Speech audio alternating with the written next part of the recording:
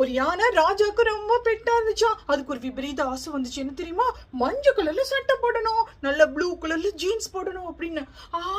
அவ்வளவு பெரிய சட்டை எப்படி தைக்கிறது?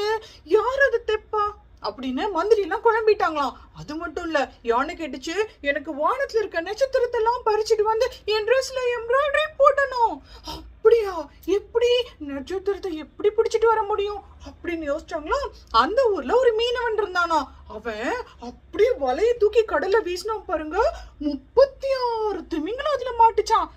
அவன் தான் சரியான ஆளு அப்படின்னு சொல்லி அவனை நட்சத்திரத்தை பிடிக்க சொன்னாங்களா. அவன் அப்படியே மலையில ஏறி வலைய வீசினான் பாருங்க. 15 நட்சத்திரம் மாட்டிருச்சான். அப்படி அந்த நட்சத்திரத்தை எல்லாம் கொண்டு வந்து நல்ல ட்ரெஸ்ல தைச்சு போட்டாங்களாம் பாருங்க.